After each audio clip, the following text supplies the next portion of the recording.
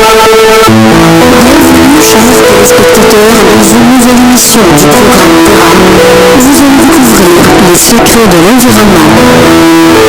Au présent, nous allons faire un tournée dans la presse écologique égyptienne et internationale.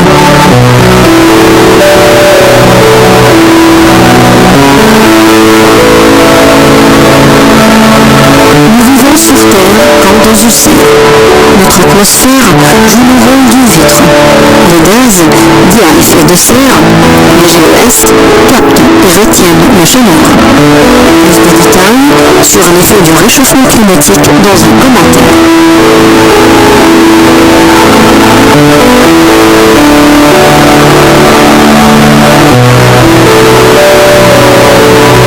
À présent, notre commentaire sur les dernières évolutions dans le domaine de l'écologie.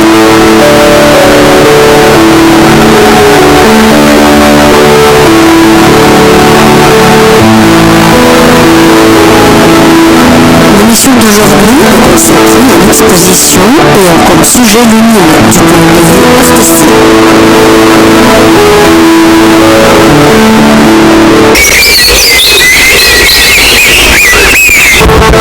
Une étude américaine a prouvé qu'encourager les enfants à faire la sieste après le déjeuner aide à développer le cerveau.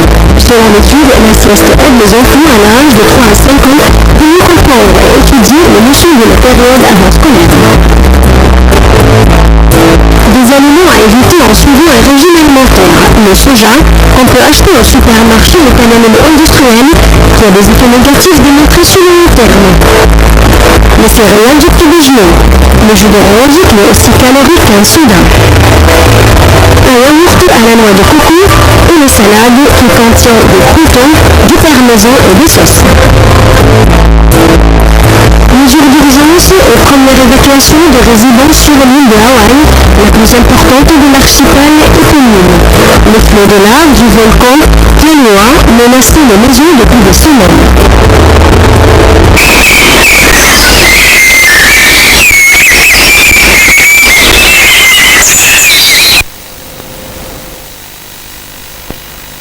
Gaz à effet de serre, la température de notre Terre est bouillante, en moyenne 15 degrés centigrades. Sans eau, il ferait un froid inévitable, moins 18 degrés. Depuis 150 ans environ, la concentration de gaz à effet de serre augmente dans notre atmosphère. Ces GES retiennent donc plus la chaleur. Résultat, la température moyenne globale de notre planète s'élève à plus 0,74 degrés centigrades depuis 1850. C'est ce phénomène qui entraîne un bouleversement du climat. Le réchauffement climatique est comme un gros bateau. Une fois lancé, il faut du temps pour le freiner ou le faire changer de cap. La durée de vie du CO2 dans l'atmosphère est d'environ 100 ans. Ainsi, il sera d'autant plus difficile de le limiter que les mesures seront prises avec retard. Pour éviter que notre climat ne s'envole, beaucoup de scientifiques recommandent que la température moyenne n'augmente pas de plus de 2 degrés centigrades d'ici 2100 par rapport à 1850. Cela signifie que la quantité de gaz à effet de serre devrait atteindre un maximum en 2015. Au-delà, les bouleversements risquent d'être irréversibles.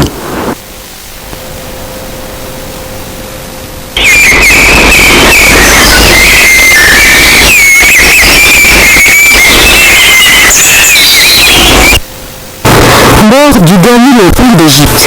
Le félin était tué par des bergers pour défendre leurs troupeaux dans la région de Halaï. C'était le dernier représentant en Égypte d'une sous-espèce de léopard en voie d'extinction.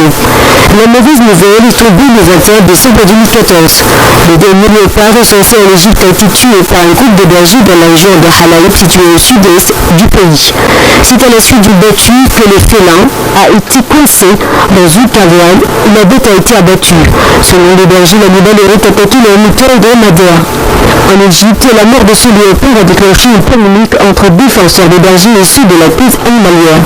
Le léopard abattu appartient à une sous-espèce de léopard Panthera pardus ou léopard d'Arabie. Il s'agit d'une des plus petites sous-espèces de léopard classée en danger critique d'extinction par l'Union internationale pour la conservation de la nature.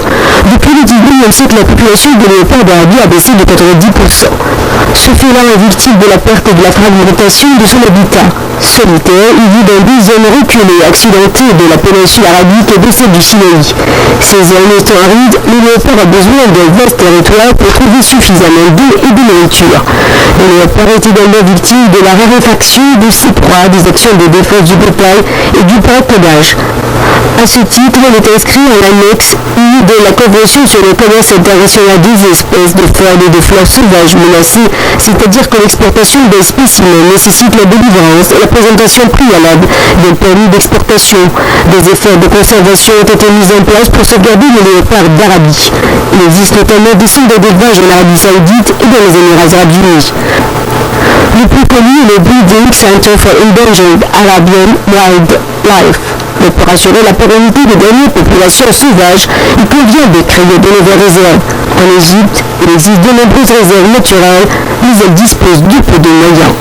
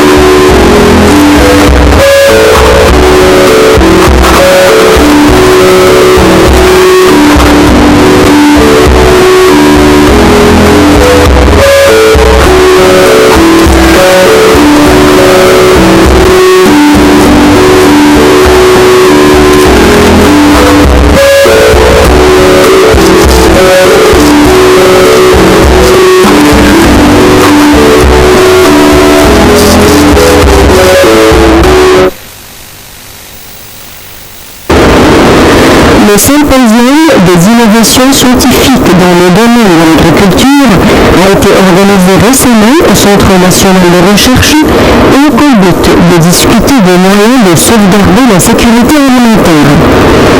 Les moyens d'enregistrer les brevets et de nouvelles inventions ont été discutés lors du symposium.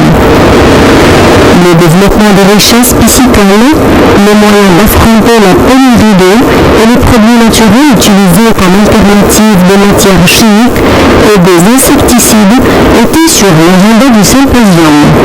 Le premier d'une série qui sera tenu en Égypte. Dr Saïd Semyon, professeur du Centre national de recherche, nous parle plus en détail sur l'exportation de cultures horticoles. أنا بتكلم على موضوع مهم جدا يهم الاقتصاد المصري، وهو أهمية الحصولات البستانية من الناحية التصديرية. طبقا للاستراتيجية الزراعية وهي 2030. Les cultures horticoles sont très importantes pour l'économie égyptienne. Il y a des cultures dites stratégiques pour l'Égypte, comme le blé et le maïs. La situation de l'Égypte en tant que pays donnant sur la Méditerranée et la mer Rouge facilite le commerce avec les pays du Golfe, les pays asiatiques aussi bien que les pays européens. Grâce aussi au climat modéré dans l'Égypte, à l'eau potable, aux terres fertiles, les cultures horticoles comme les fruits, les légumes, les plantes aromatiques et médicales peuvent être des produits exportés facilement au marché européen. Depuis 1997, on a un partenariat avec des pays de l'Union européenne. Mais il faut donc développer les moyens de cultivation pour améliorer la qualité de nos produits. En ce qui concerne les agriculteurs, il faut absolument les sensibiliser pour ne pas avoir recours aux produits chimiques et aux insecticides qui nuisent aux plantes, et cela en leur fournissant des alternatives naturelles.